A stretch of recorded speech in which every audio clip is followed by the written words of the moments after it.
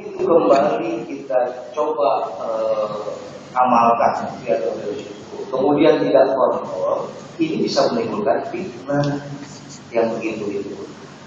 Dulu kan beda zamannya. Dulu juga begitu zaman Abbas itu, ini kisahnya.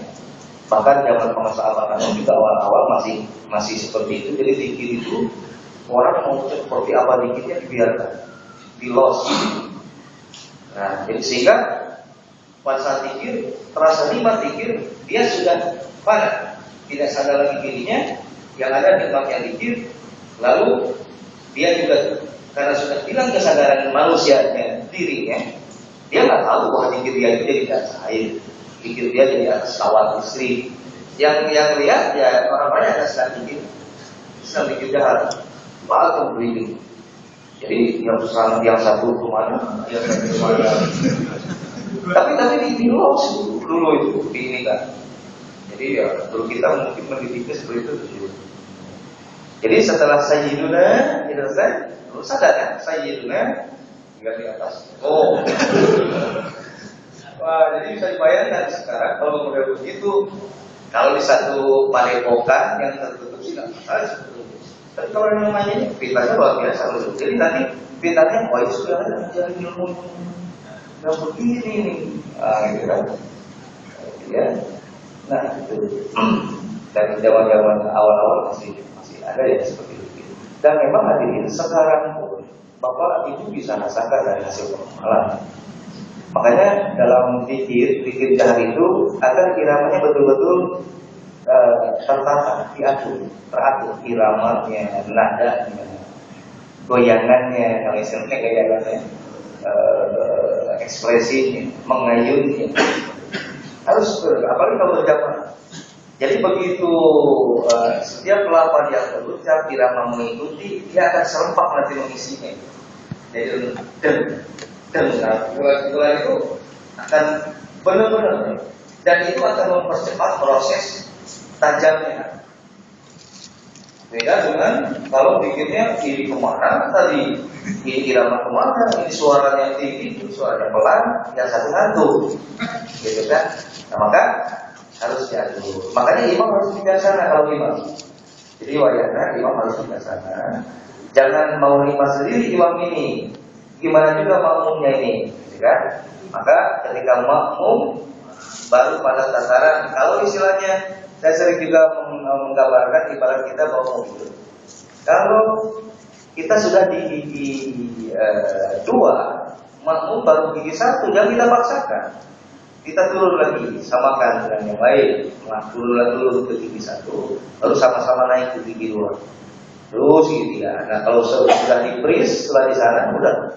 Nah itulah yang sudah di-freeze kemudian loss dengan itu, yang gitu nantinya. Jadi dikir terasa nikmatnya luar biasa, namun berhenti. Nah maka guru kita dalam maklumat, kalau sudah seperti itu, maka berhentilah dikir. Jadi kalau sudah kondisinya kondisi yang tipis antara ini nafsu atau memang dibawa oleh dikir, tipis di situ, maka berhenti justru di situ, jangan diteruskan.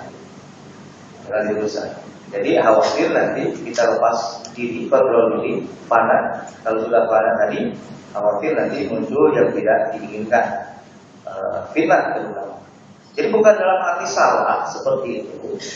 Dan memang itu perjalanannya. Kalau memang itu diikuti seperti itu, ada yang masuk ke wilayah itu. Nah, tetapi yang dijaga adalah jangan sampai itu menimbulkan fitnah.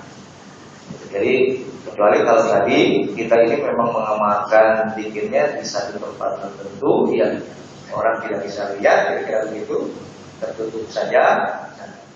Tapi juga kembali bahwa ingin apa sih, kita ingin coba yang kayak begitu, di mau apa kan begitu, kembali lagi mau apa, mau hebat-hebatan, mau apa gitu. Jadi ya buat apa juga kalau hebat-hebatan kita sendiri nggak merasa kan kita ada di atas air. Malah ketika sadar jatuh, kan gitu tadi. Jadi ya, itu kan seninya. Jadi ada seni di dalam story itu ada seni. Nah, jadi maka dalam zikir jahat diupayakan terus itu. dengan tertib, jangan terburu-buru, jangan tergesa-gesa. Boleh kalau misalkan, karena nantinya akan kembali kepada pembawaan masing-masing. Jadi untuk bapak ini nikmatnya begitu pengennya ngebuat aja gitu, ya. Tetapi bagi yang lain pengennya malah nyantai aja gitu. Beda-beda kan mah pembawaannya. Hanya kalau yang namanya berjamaah maka harus ikut jamaah, jangan maunya sendiri kan gitu. Maka kan ada kalau misalnya di bawah dikit begitu jahat, wah dia langsung pengennya ngebut aja, nggak bisa dipelani, nggak bisa terus aja. Nah kalau yang seperti itu kita nggak bisa kontrol, maka ya sudah berhenti saja dikit jahatnya, tawa juga daripada mengganggu yang lain. Jadi jangan sampai mengganggu yang lain. Gitu. Jadi sudah coba ditenangkan, kembali mulai lagi ngangkat pikirnya, lari lagi, gitu kan? Karena memang pembawaan. Jadi ya masing-masing ada ini. Makanya jangan heran dan jangan merasa kaget dan jangan juga ada akhirnya sudut kepada guru kita ketika misalkan kita belajar zikir sama-sama. Dan diberi tuntunan yang sama, tetapi kok kepada si Ahmad begini, kok saya begini. Nah, jangan seperti itu.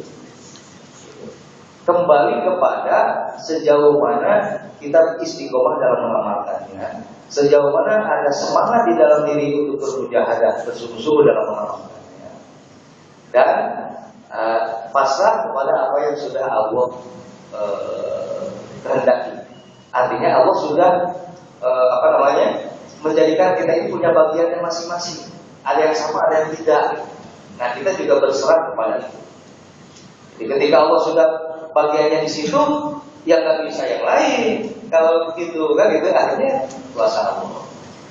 Jadi jangan ada istilah kok kenapa kepada saya begini, kepada saya begini. Padahal malah dia itu justru yang ngajak takdir saya, gitu kan. Tapi kok dia lebih maju, saya enggak. Jadi urusannya di dunia aja gitu ya.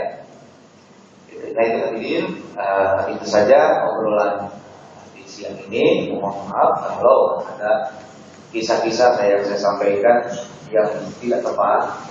Saya mohon maaf dan mohon ampun pada Allah, mohon ampun pada guru. Semata-mata saya sampaikan ini untuk mudah-mudahan menjadi motivasi kita untuk terus kita istiqomah dalam mengamalkan zikr ini. Ya, jadi nanti bagi yang berkenan mau juga belajar yang belum, silakan selesai ini tentang zikir dengan syarat jangan ada terpaksa atau keterpaksaan, harus keinginan Bapak Ibu sendiri, karena di dalam agama ini tidak ada paksaan, amalullah amalukum, dan ada upaya kesanggupan mau mengamalkan zikirnya.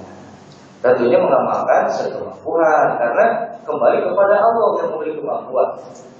Jadi ya kita mampunya segini, ya. Tapi kita terus berupaya. Pada akhirnya mampu segini juga, ya Allah berikan kemampuan seperti itu. Nah kemudian jangan ada tujuan selain ridho Allah. Zikir ini tujuannya diamalkan untuk mendapat ridho Allah, bukan untuk mencari jadi orang kaya, bukan menjadi supaya proyek jadul, bukan sana. Tetapi ketika Allah ridho, Allah berikan kekayaan, Allah loloskan proyek kita, ya kita terima dengan syukur. Bagi Allah tidak ada yang sulit, sangat mudah, tidak ada yang mustahil. Itu saja hadirin demikian. Sekali lagi mohon maaf atas segala kesalahan dalam penyampaian kekhilafan. Semata-mata itu keperluan dari diri saya pribadi, ada benarnya semata-mata itu fadl Allah Subhanahu wa taala. Demikian saja. Terima kasih atas segala perhatian. Waalaikumsalam warahmatullahi wabarakatuh.